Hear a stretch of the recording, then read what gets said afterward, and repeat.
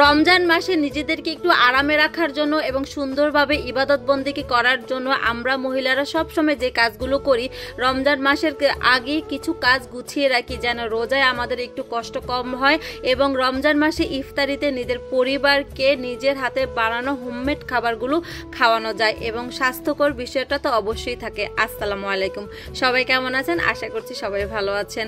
একদম রোজার 2-3 দিন আগে থেকে আমি বরাবরই রোজার কাজগুলো শুরু করি। যারা আমার ডেইলি লাইফগুলো দেখেন এবং বিগত দিনও দেখে আসছেন এবং গতকালকেও শেয়ার করেছি, গতকালকে সব এনে রেখেছি, কিন্তু আজকে থেকে আমি আমার কাজগুলো শুরু করলাম। আজকে 4 আইটেমের ফ্রোজেন খাবার করলাম, আর বুট, পেঁয়াজু, তারপরে দারচিনি, এলাচ বাটা। আমি কিন্তু সব সময় বুট পেঁয়াজুতে দারচিনি এলাচ বাটাটা দিই। তো সব কিছু চিকেন এবং সব কিছু ধুয়ে একদম গুছিয়ে পানি ঝরাতে রেখে দিয়েছি।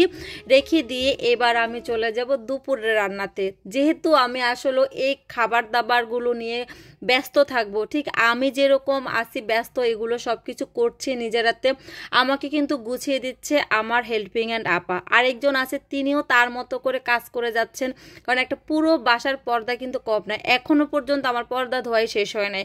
তো আজকে তাকে বললাম, খালা বাকি যে ভারী পর্দাগুলো আছে আপনি আগে সেগুলো ধোন, পাতলা যেগুলো আছে সেগুলো আপনি রমজান মাসে ধুইতে পারবেন।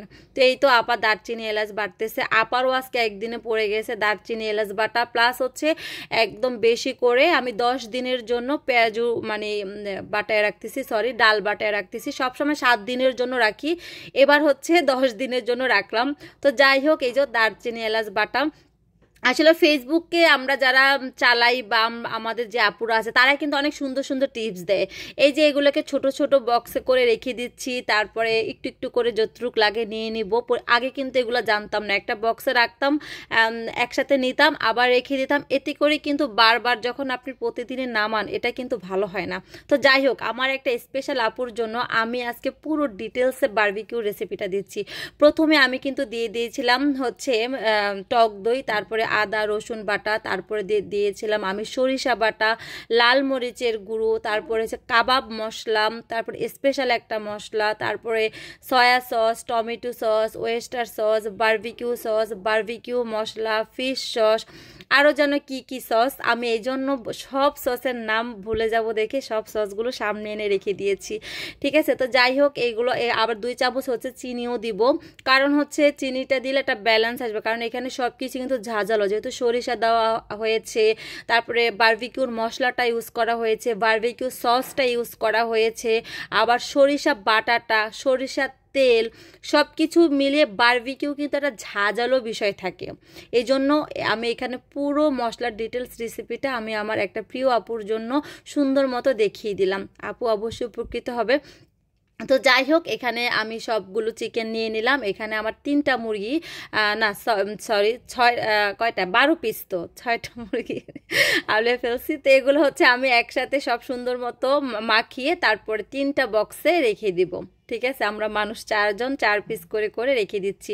অন্যান্য সময় কি করি যে আমি হাতে সময় থাকে ফ্রিজে একদিন রেখে তারপরে বক্স করি, কিন্তু এখন আমার হাতে একদমই সময় নেই, সেজন্য আমি একসাথে আজকের কাজ আমি আজকে শেষ করে ফেলতেছি। এখন আমি চাইনিজ স্টাইলে যে চিকেন ফ্রাইটা হয় সেটা করব। এখানে আমি দিয়ে দিলাম কর্নফ্লাওয়ার, সাথে দিয়ে দিলাম চিকেনের একটা মশলা থাকে, সেই মশলাটা, 2টা ডিম, তারপরে আদা রসুন দিয়ে দিলাম, লাল মরিচের গুঁড়ো, কাবাব মশলা, তারপরে টেস্টিং সল্ট, তারপরে এটা কালো গোলমরিচের গুঁড়ো, সব কিছু একসাথে দিয়ে ঠিক এইরকম একটা ঠিক হবে, তখনই আমি সমস্ত লেগ পিসগুলো দিয়ে দিব।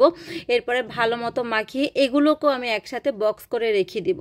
আর এটা আমরা যে চিকেন ফ্রাইটা খাই না চাইনিজে, একদম ফ্রাইটা ক্রিপসি হয়, ঠিক ওই রকম হবে। আমি চিকেনটা হয়তো অন্যভাবেও করতে পারতাম, ব্রেড ক্রাম বা ময়দা দিয়ে, কিন্তু যেহেতু আমি রমজান মাসে খাবো ইফতারিতে, এই ধরনের ফ্রাইগুলো অতিরিক্ত অয়েলি হয়। অবশ্যই মজার কিছু খাবো, তবে স্বাস্থ্যকর বিষয়টাই কিন্তু খেয়াল রাখতে হবে। তো যাই হোক, ওই 2টা প্রসেসিং করার পরে এবার ডালগুলো ছোট ছোট ছোট ছোট বক্স করে রাখছি।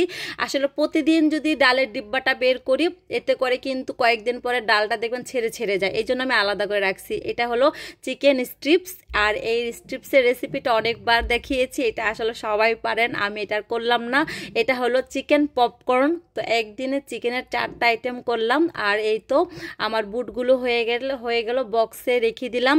ইনশাল্লাহ আগামীকালকে আরও রেসিপি করব, কারণ এখন থেকে প্রতিদিন এই টাইপের ভিডিওই দেওয়া হবে। আসসালামু আলাইকুম, কেমন লাগলো?